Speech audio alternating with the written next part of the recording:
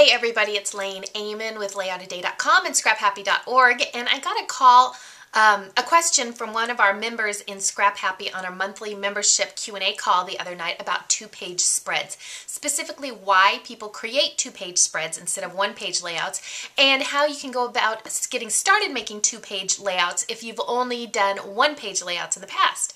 And I answered that pretty detailed in the call, but I thought I would challenge myself to make a two-page spread and see what kind of tips and ideas I could pass on to you in the process.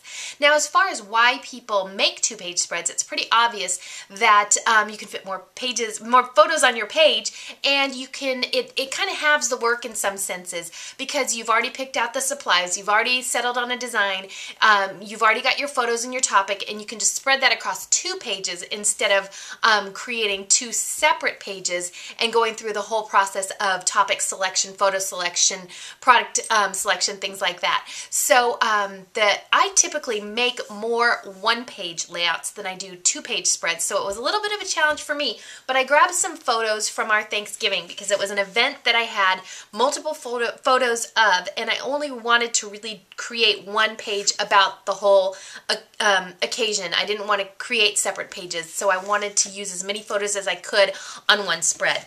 And this is my page in progress right now. Hopefully you can see it. It's almost done. It's about 75% of the way there, and let me scan across here. Hopefully you can see this. Now what you can see here is that I've used products and design across both pages, basically reflecting them on each side. So we've got the brown cardstock on the outside of each page and the pattern paper on the inside. I rarely have my photos cut in the middle and going across the alley or the gutter in the middle of the page. I don't like really to cut my photos, and it makes it hard to display in an album because no matter what kind of album you use, there's still a little bit of a gap between the two pages. So what I did instead to pull the page together, I continued my title, Best Thanksgiving Ever, across both pages. And I used similar designs on each page. Now, I don't make sure that everything on the left-hand page is replicated on the right. You can see that the photos are slightly different sizes. I've got brads in one spot where I don't have them on the other page. I just want them to look cohesive. I don't need to make them look identical or mirrored. For me, that's not necessary. You may feel you need to do that, but for me, instead, I just want it to look like a cohesive page. Something else I do to make the pages work together is I cluster the photos around the center, and that means around this interior edge of the page. So I don't put photos out here on this side and photos on the other side. I really work from the inside out, and that coupled with the product selection and the title going across both pages is really going to give a feeling of unity to the page, or to the whole layout rather, because it's obvious that these pages go together. So even if they're separated by a few inches in my album, people are going to obviously know that these two pages are part of the same event. It's really clear even though the photos are different sizes slightly and it's not exactly identical. So those are just a couple of tips about creating two-page spreads, and I'll challenge you to do one this month, and link me up to your results either below this video on YouTube or back at my blog at layoutaday.com.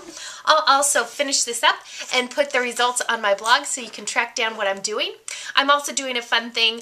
I noticed that we have a ton of hats in this house, tons of baseball caps. So my next videos, I'm going to try to use a different hat in every video, so you can keep track of how many I'm wearing, and certainly I do wear different hats, as I'm sure you do too. And I just thought it was a fun way to kick off the year and give my husband a reality check for how many different baseball caps we actually have in this house. So this is number one, and I actually got it for $1 at Lids. You can't beat that.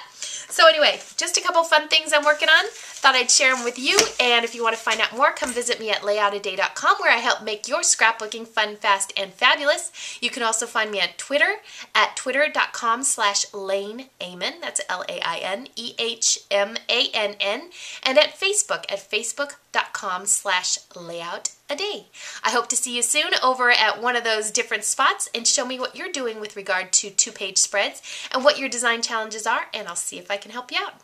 Until next time, this has been Lain Ehmann for layoutaday.com, and go do some scrapbooking. Have fun. Bye.